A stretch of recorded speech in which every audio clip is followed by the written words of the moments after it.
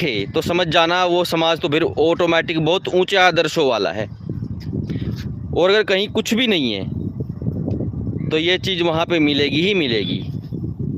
सारा खेल है संसाधन कैप्चरिंग। अगर भगवान आके बोल दे कि कल से भूख नहीं लगेगी, ना सर्दी लगेगी ना गर्मी लगेगी, कितना ही दौड़ो, कितना ही चलो, कितना ही कूदो, कितने बड़े बड़े पहाड़ चढ़ो, समंदर में गोता लगाओ, चाहे 1 साल बाद निकलो ऊपर, सांस लेने की जरूरत ही नहीं, ऐसा शरीर हो जाए हमारा, फिर मॉर्निंग में कोई जात बचेगी ही नहीं। तुम सोओगे सुबह उठ के देखो कोई जात पात ही नहीं है बंटवारे की। और अगर परमात्मा सेक्स भी ख़त्म कर दे कि अब सेक्स से बच्चे नहीं होंगे, मैं ऊपर से जहाज़ भेजूँगा और फिर उस जहाज़ में से 100 आदमी उतरेंगे हर महीने, परमात्मा ऐसा बोल दे सेक्स वैक्स नहीं करना है, और हमारे अंदर फीलिंग भी ख़त्म हो जाए, जैसे यहाँ की आँख, यहाँ पे आँख की कोई फीलिंग नहीं है ना, तो नीचे की परमात्मा फीलिंग ख़त्म कर दे, तो फिर जातिवाद बिल्कुल ख़त्म हो जाएगा। जातिवाद के 2 ही कारण हैं, एक संसाधन और एक लड़की, इसलिए आदमी ये कांड करता है।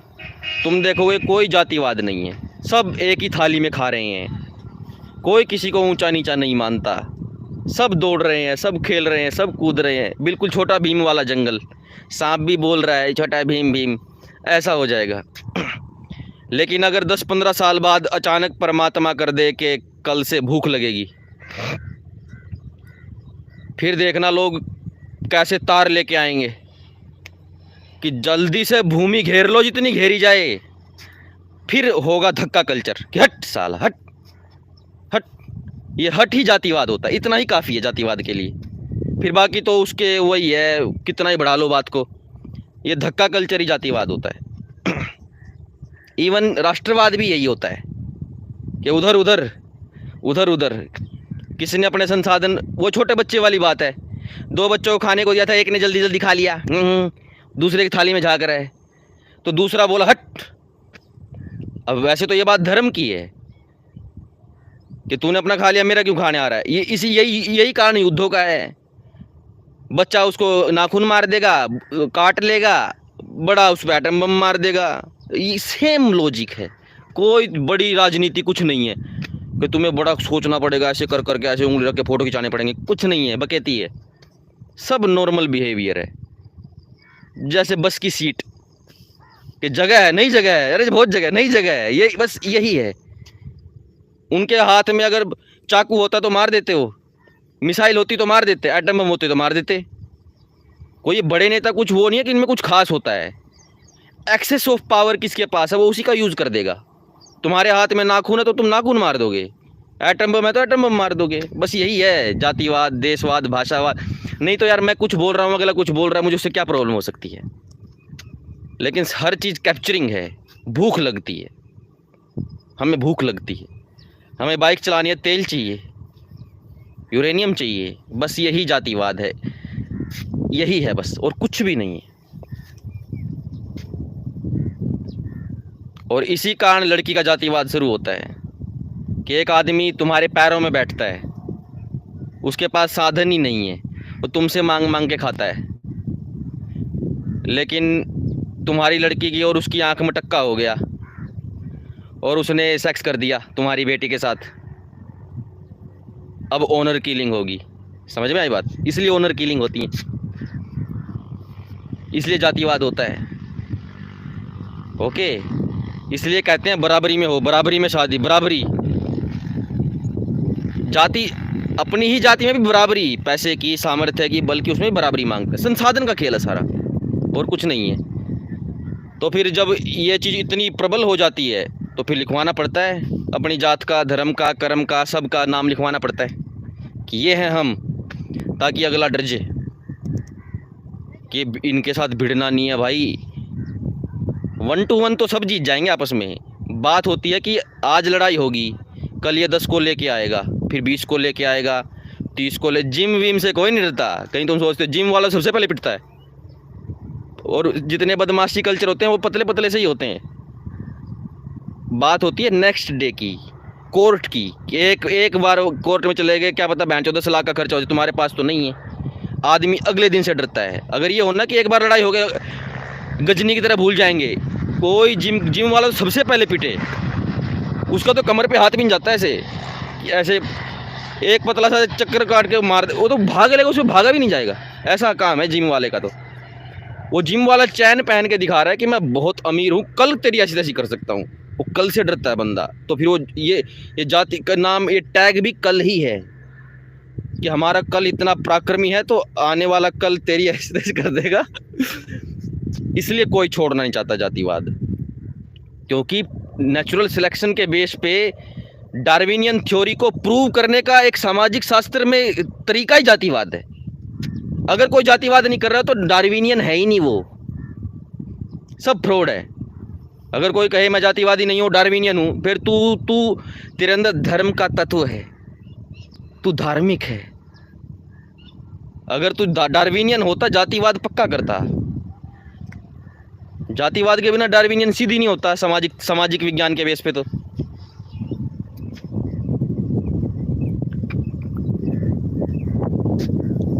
और फिर उसको खींच वो करना पड़ता है, क्योंकि बिना कुछ किए तुम्हें एक सुंदर लड़की मिल रही है, कौन छोड़ेगा जातिवाद। और बिना कुछ ज़्यादा स्ट्रगल किए भी तुम एक सम्मान जनित, क्योंकि धन से भी बड़ा सम्मान होता है आत्मसम्मान आदमी का। पर्सनल तो आदमी शुरू में यही लेके चलता है ना। और अगर सम्मान कहीं बेचता भी है, तब बेचता है जब किसी को पता ना हो। अगर दुनिया में सबको पता चल जाए तो उसकी आवाज़ दबाने का सामर्थ्य रखता है, तब करता है, नहीं तो फिर जिएगा कैसे। इसलिए लिखवाना पड़ता है जातिवाद का नाम, ये वो ऐसे ऐसे।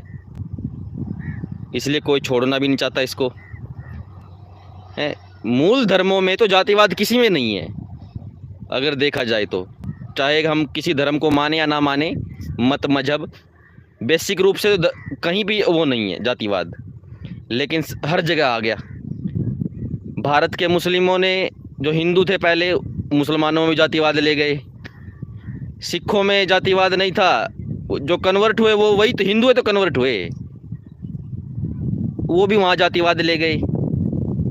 ईसाइयों में इतना भयंकर जातिवाद है इंडिया में, और दूसरे देशों में भी है। वहाँ पे तरीके अलग अलग हैं। बस आदमी छोड़ता नहीं इस चीज़ को, कभी भी नहीं छोड़ेगा।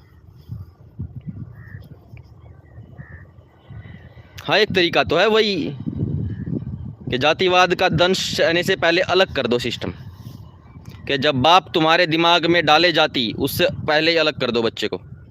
जब बाप तुम्हारे फ्यूचर की सोचे, उसको सोचने ही मत दो कि मेरे बेटे की शादी करूँगा, मैं बेटी की करूँगा। गुरु करेगा, गुरुकुल में तुम्हारा कैरियर, तुम्हारी स्ट्रीम, तुम्हारी खुद की इच्छा, तुम्हारी पत्नी पति, तो बाप का काम ही ख़त्म हो गया। जातिवाद का जो मेन शस्त्र है ना, वो यही है, तुम्हारा कैरियर, तुम्हारी पत्नी और तुम्हारा पति। ये जो दो फल हैं, कैरियर और पति और पत्नी, इसका जो पूरा वृक्ष है वो जातिवाद से होके गुजरता है। जातिवाद मतलब कि कुछ एक सिस्टम बनाऊंगा मैं, ऐसा बनाऊंगा ना मैं, ये लड़का नहीं ये नहीं ये नहीं वो नहीं ये नहीं वो। इस चक्कर में फिर वो जातिवाद आ जाता है। अदरवाइज वो बाप जो आज जातिवाद कर रहा 18-19 की उम्र में, उसकी भी सारी setting, girlfriend boyfriend other caste के ही थे। दो ही अवस्था होती है पुरुष की,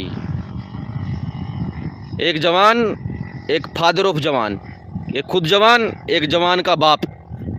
जब खुद जवान होता है तब उसको आशिकी की फिल्में अच्छी लगती हैं, जब बेटी जवान होती है तब उसको शाहरुख खान के मुंह में कोयला डाल दिया सही किया साले, सही, तब ऐसा बन जाता। वही आदमी सेम टू सेम। और मेन बात पता क्या है, अगर उसको उस उम्र में भी गर्लफ्रेंड मिल जाए, वो तब भी चौथ भगा देगा, वो बाप होके भगा देगा। ये खतरा है, ये रियल सांस्कृतिक खतरा है। ठीक है कि आदमी, ये फ़ायदा, यही डार्विनियन है, फ़ायदा। जहाँ ताकत हो, फ़ायदा हो, बस वहीं कूद मरो, तुम्हारा सर्वाइवल पक्का है। ये पाशविकता है। एक जीवन, तो एक जीवन में तो आदमी करेगा ही कांड भाई, करेगा ही कांड, वो नहीं छोड़ेगा किसी को। तुम्हारा बिलीव हो सकता है, मैं पुनर्जन्म को मानता हूँ, मैं आफ्टर लाइफ को मानता हूँ, चाहे कहीं पुनर्जन्म मान लो या एक स्वर्ग नरक का अंत कर लो मुसलमानों की तरह। ये सिर्फ मानने का है कि हाँ मैं मानता हूँ, फिर जीवन तुम आगे 11 बजे मान लिया, 11:02 पे क्या कर रहे हो? 11:02 पे क्या कर रहे हो? रात के 2 बजे क्या कर रहे हो? और सुबह के 4 बजे क्या कर रहे हो? जनवरी क्या कर रहे हो? फरवरी क्या कर रहे हो? वो क्या कर रहे हो? सिर्फ दिन के 1 सेकंड में कह देना कि मैं तो मानता हूँ पुनर्जन्म। जीवन कैसा जी रहे हो? क्या उसमें पुनर्जन्म है? उसमें तो ऐसा है कि जीवन घसीट लो, सबका खून चूस मारो, बस इस तरह जीते हैं। सभी धर्मों के ऐसे ही जी रहे हैं। उनका बिलीव कुछ नहीं है, अंदर पूरा सबके डार्विनियन बैठा है। बाहर चाहे उसने पूरा सिस्टम खींच दिया हो, स्ट्रीम निकाल दियो डार्विन के खिलाफ, अंदर घर वैसे ही चला रहा है वो, खींच मारूंगा सबको, ये वाला सेंस है उसकी।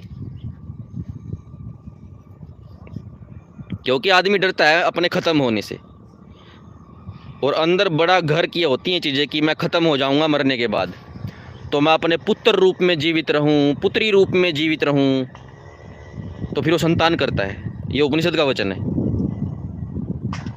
कि जिसने परमात्मा पा लिया फिर वो संतान पाने की इच्छा नहीं करता कि क्या करूँगा मैं एक दूसरा आदमी आके मेरे अंदर घुस के मेरी पत्नी के और बाहर आके बच्चा बन के हैं कर रहा है। पहले इतनी जनता हो रही है साड़ी, 70 तरह के रोग बढ़ जाएंगे उसके अंदर, किस किस को कब तक पालोगे इतनी बड़ी जनसंख्या में? तो आत्मा प्राप्त कर लो अपनी, खुद की और परम, अपने अंदर की आत्मा ब्रह्म जो तुम्हारे अंदर भी है। यानी कि तुम तो आत्मा हो, इस शरीर के अंदर तुम्हारे अंदर परमात्मा, तभी फायदा है। नहीं तो फिर अपने फ्रिज और ड्रम घर पे ले आओ है ना।